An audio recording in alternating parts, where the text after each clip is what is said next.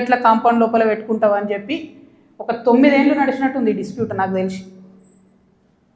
ఇది మా ల్యాండ్ అని వీళ్ళు కాదని వాళ్ళు ఫైనల్గా 2019లో లోక్ అదాలత్లో ఇగో ఇది బీఆర్ఎస్ గవర్నమెంట్ ఇచ్చిన పాస్బుక్, అది ప్రైవేట్ ల్యాండ్ అని చెప్పి ఫైనల్గా లోక్ అదాలత్లో 2019లో ఈ టేకంషా అనే కంపెనీ ఈ 16 ఎకరాల ప్రైవేట్ పట్ట వీళ్ళందరూ కూడా కాంప్రమైజ్ అయింది.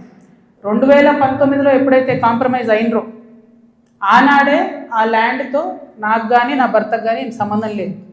ఆ పట్టేదారుల తరఫున ఉండి కొట్లాడినటువంటి మా భర్త గారు, వాళ్ళ ఫ్రెండ్స్, వాళ్ళ కంపెనీ అందరు కూడా ల్యాండ్ అమ్మేసి బయటకు వచ్చేసారు.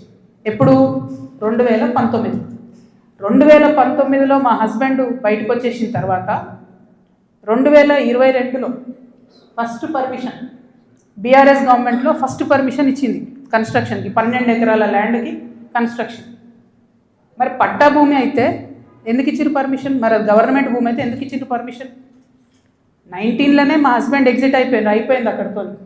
22లో పర్మిషన్ వచ్చింది ఆ ల్యాండ్కి. మరి ప్రభుత్వ భూమి అయితే ఎట్లా ఇచ్చారు పర్మిషన్? సంతకం పెట్టింది ఎవరు? కేటీ రామారావు గారు. అంటే ఇప్పుడు మాధవరం కృష్ణారావు గారు ఏమంటుండు? కేటీ రామారావు గారు సంతకం పెట్టిండు అంటున్నా. కేటీ రామారావు గారు సంతకం తప్పంటుండా? ప్రభుత్వ భూమిని కేటీఆర్ గారు సంతకం పెట్టి ఇచ్చిండు అంటురా? ఏమంటుండ్రు? ఆ విషయం ప్రజలకు చెప్పాలి ఫస్ట్. ఇప్పుడు నేను ఆరోపణ చేస్తాను ఏంది? ఎలక్షన్కి పోయే ముందు అక్టోబర్ 7, 2023 అందరం ఎలక్షన్ దాంట్లో ఉన్నాం. ఎలక్షన్ జోన్లో ఏదైతే ల్యాండ్తో 2019లో మా భర్తకు సంబంధం లేకుండా పోయిందో 2023 అక్టోబర్లో బీఆర్ఎస్ ప్రభుత్వం కేటీఆర్ గారి మినిస్ట్రీ నుంచి 5 ఎకరాలకు చేంజ్ ఆఫ్ ల్యాండ్ యూజ్ ఇచ్చింది. అంటే ఇండస్ట్రియల్ భూమిని రెసిడెన్షియల్ భూమి కింద మార్చుకోవచ్చు అని చెప్పింది. మరి ఇది ఎట్లా వచ్చింది? ఏంది ఇది? ఎందుకు ఇచ్చారు ఎలక్షన్ కన్నా 2 రోజుల ముందు? ఏం లావాదేవీలు జరిగినాయి? దీంట్లో కృష్ణారావు గారి పాత్ర ఏంది? ఈ వ్యాపారం చేసే వ్యక్తి మీ సుట్టమట కదా, ఆయన పేరు నేను ఎందుకు చెప్తా బయట, కానీ మీ సుట్టమట కదా. మరి మీరు చేయించుకురా దగ్గరుండి? ఏంది ఇది? దీనికి నాకు సమాధానం చెప్పాలి. కేటీఆర్ గారు చెప్తారా? బీఆర్ఎస్ పార్టీ చెప్తుందా? కృష్ణారావు గారు చెప్తారా?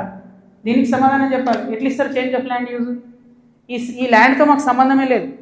5 ఎకరాలకు బీఆర్ఎస్ గవర్నమెంట్లో చేంజ్ ఆఫ్ ల్యాండ్ యూజ్ వస్తుంది. నిన్నగాక మొన్న 6 ఎకరాలకు కాంగ్రెస్ గవర్నమెంట్ కూడా అదే ల్యాండ్లో చేంజ్ ఆఫ్ ల్యాండ్ యూజ్ ఇచ్చింది. అంటే బీఆర్ఎస్ వాళ్ళు సపోర్ట్ చేసిన వ్యాపారవేత్తల్ని యాజ్ ఇట్ ఈస్గా కాంగ్రెస్ వాళ్ళు కూడా సపోర్ట్ చేస్తున్నారు. ఏంది ఇది? మరి ఎవరికి అండర్స్టాండింగ్ ఉంది? నాకుందా అండర్స్టాండింగ్? మీకుందా? మీ గుంపులు ఉన్న మనుషులది ఇగో ఇదే ఏవిరెడ్డి గారితో నవనామి వెంచర్స్, ఇదే ఏవిరెడ్డి గారితో పోచంపల్లి శ్రీనివాస్ రెడ్డి అనేట ఆయన పార్ట్నరు. ఈయన ఎవరు దోస్తు, ఎవరు బినామీ? పొద్దుగల్లేస్తే రామన్నతోనే ఉంటాడు, కేటీఆర్ గారితోనే ఉంటాడు ఈయన. ఎవరైనా మరి మీకున్నాయా సంబంధాలు? నాకున్నాయా? పందెం కోడ్ల కేసు ఉండే శ్రీనివాస్ రెడ్డి అనేట ఆయన మీద, ఏమైనా చేసిండ్రా? ఆయన ఫామ్ హౌస్లో పందెం కోడ్లు ఆడించారని అరెస్ట్ అన్నారు, పోలీసులు అన్నారు, ఏదో అన్నారు, చేసిండ్రా? ఎందుకు చేయలేదు మరి? అంటే ఎవరిని కాపాడుతున్నారు?